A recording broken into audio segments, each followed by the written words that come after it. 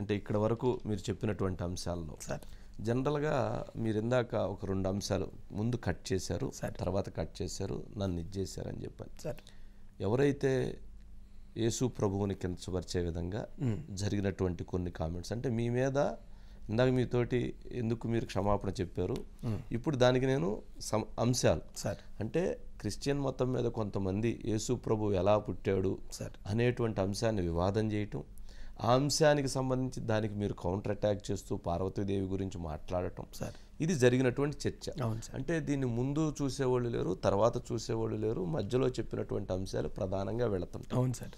ఆ ప్రధానంగా వెళ్ళేటువంటి దాంట్లో కూడా ఏమైనా మీ మీద ట్రాప్ జరిగిందా సార్? గతంలో అట్లాంటి ఇందా మీరు చెప్పారు కదా, ఫేక్ అకౌంట్స్ క్రియేట్ చేసి సార్ ఇలా చేశారు, పవన్ కళ్యాణ్ గారిని తిట్టించే విధంగా సార్ లేదా సామాజిక వర్గాలను తిట్టించే విధంగా చేశారన్నారు కదా, సార్ అలాగే ఇది కూడా ఏమైనా జరిగిందా? హిందుత్వాన్ని, హిందూ మతాన్ని తిట్టే విధంగా ఎవరైనా మిమ్మల్ని ఆ రకంగా ఇది చేశారా? అంటే ఆ విషయంలో అయితే అంత క్లారిటీగా చెప్పలేనులేండి సార్, ఎందుకంటే దానికి నా దగ్గర ఎవిడెన్స్ లేదు. కానీ మేము మాట్లాడుతున్నప్పుడు మాత్రం ఆ ఎదుటోళ్ళు అప్పుడున్న కొన్ని హిందూ సంఘాలతోటి మాకు ఈ వాద ప్రతివాదాలు జరిగేవి.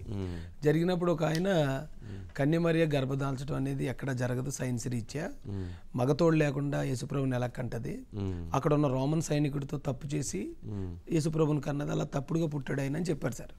చెప్తే వారికి నేను ఎక్స్ప్లెనేషన్ ఇస్తూ దేవీ దేవతలు తలుచుకుంటే ఒకరికి ప్రాణం పోయగలరు, దానికి వినాయకుడి జననమే ఇది, మనం ఆవిడ శీలాన్ని శంకించకూడదు, మనం నమ్మాలంతే అనే కాంటెక్స్ట్లో మాట్లాడాను సార్. అది నిజంగా నేను అక్కడ కనుక పార్వతీదేవి గారిని నిజంగా తప్పుగా మాట్లాడితే ఆ రోజు నన్ను జైల్లో పెట్టేద్దరు సార్. చాలా పెద్ద కేసులు అండి అయ్యి, కానీ అప్పుడు ఎవరు నా మీద కేసు పెట్టలేదు సార్, ఎందుకంటే ఎక్స్ప్లెనేషన్ మాత్రం ఇచ్చాను. కానీ ఇప్పుడు ఆ ముందు వెనక కట్ చేయడం వల్ల ఏమవుతుందంటే నేను ఖచ్చితంగా ఆవిడని దూషించినట్టు అవుతుంది సార్.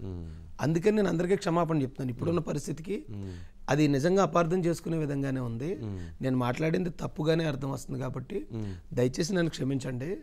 కానీ అప్పుడు జరిగిన సంఘటన వేరు, ఇప్పుడు అది నేను ప్రూవ్ చేయలేనండి, ఎందుకంటే ఆ ఫుల్ వీడియోలు నా దగ్గర లేవు సార్. ఇప్పుడు లేవా? లేవు సార్. మరి అదేంటి మాఫియా అని ఎందుకంటాను నేను? మాఫియా ఇప్పుడు వాళ్ళ దగ్గర పనిచేసిన వాళ్ళ లూప్స్, వాళ్ళు చేసిన సంబంధించిన వాటి అవన్నీ ఎవిడెన్స్ల దగ్గర పెట్టుకుంటారు సార్. ఎప్పుడన్నాడు మనకు తిరగబడితే అప్పుడు ఇవి చూపించి మనల్ని బ్లాక్మెయిల్ చేస్తారు. సో ఇప్పుడు వైసీపీలో ఉన్న వాళ్ళు చూసినా నాకు అదే జాలేస్తుందండి. ఇప్పుడు కొడాలియో లేకపోతే మరొక రోజా లేకపోతే పేరుని అంబటి ఇప్పుడు తెగరిచ్చిపోతున్నారు, ఎవరు ద్వారంపూడి చంద్రశేఖర్ రెడ్డి లాంటి వాళ్ళు. కానీ వీళ్ళందరికి సంబంధించిన ఆధారాలు దగ్గర పెట్టుకుంటారు సార్. రేపు పొద్దున్నెలకి ఇప్పుడే చూడండి, వాళ్ళు పార్టీ మారమనండి, వాళ్ళ బతికేమైపోద్దో. పార్టీ మారడానికి అవకాశం ఉందండి, సీట్ ఇచ్చినా ఇవ్వకపోయినా జగన్ రెడ్డి కాళ్ళ దగ్గర పడి ఉండాల్సిందే వాళ్ళ బతుకు. బయటకు వస్తే ఇంకా వాళ్ళకి బతుకులేదు. అంటే ఆల్మోస్ట్ మాఫియా అలాగే సార్ చేస్తారు, మారే పని లేకుండా చేసేస్తారు, అసలు సమస్య లేదండి. మారే పని అక్కడే ఉంటారు. ఇప్పుడు మారాల్సిన పరిస్థితి వస్తే ఈ వీడియోలో బయటకు వస్తాయి సార్. మళ్ళీ ఇప్పుడు ఎవడైతే ఒకవేళ ఉదాహరణకు కొడాలి నాని ఉన్నాడు సార్, అతను కుక్కలా మురుగుతాడు పొద్దున్న లేచిన దగ్గర నుంచి.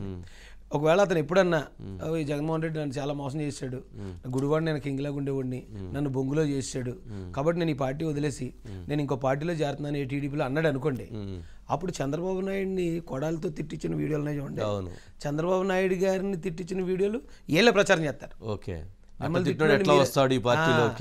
తిట్టినోడి మీరు ఎలా జాయిన్ చేసుకుంటారు, ఈ కొడాలిగాడు ఎంత వీడు అది ఇది నాళ్లే ప్రచారం చేస్తారు సార్. వాళ్ళే ఫేక్ అకౌంట్లు ఉంటే వాళ్ళే తిట్టించేది, వాళ్ళే అదంతా ప్రోత్సహించేది. రేపు పొద్దున ఏదైనా అవసరం వస్తే వాటిని ఆయుధాలుగా వాడి నాశనం చేసేది కూడా వాళ్ళే. అంటే ఈ జరుగుతున్న పరిణామాలు అంటే రాష్ట్ర ప్రజానీకం గమనించారంటారా? రాష్ట్ర ప్రజలకు ఇది అర్థమైందంటారా? అసలు 200% అర్థమైంది సార్. అసలు జగన్మోహన్ రెడ్డి అనే వ్యక్తి అతను ఏమీ చేయలేదు, రేట్లు పెంచడం తప్ప ఏమీ చేయలేదు, రాష్ట్రాన్ని అప్పుల పాలు చేయడం తప్ప అనేది ఈ రోజున సాధారణ గృహిణులు కూడా అర్థమైపోయింది సార్. అందుకే జగన్ రెడ్డి భయం అండి. ఇప్పుడు ఇదంతా ఎందుకు చేస్తున్నాడు అనుకున్నారు సార్? నాలాంటి ఒక సామాన్యుని కూడా ఉపయోగించుకుని చంద్రబాబు నాయుడు గారిని, పవన్ కళ్యాణ్ గారిని డిఫేమ్ చేసేద్దాం, అలాగన్నా గెలుపుకి ఒక కనీసం అవకాశం ఉంటుందేమో అని ట్రై చేశాడు సార్. ఆ అవకాశం ప్రజలు ఇవ్వరండి, మాలాంటి వాళ్ళు. అవసరం అయితే త్యాగానికి మేము సిద్ధపడి మా పార్టీని మేము కాపాడుకుంటాం. ఎందుకంటే సామాన్యుని గౌరవించాలని భావించిన చంద్రబాబు నాయుడు గారిని, పవన్ కళ్యాణ్ గారిని ఇలాంటి నేరస్తులు వచ్చి మమ్మల్ని చూపించి బ్లాక్మెయిల్ చేస్తే అది వదులుకోవడానికి కూడా సిద్ధం సార్ మేము. ఓకే.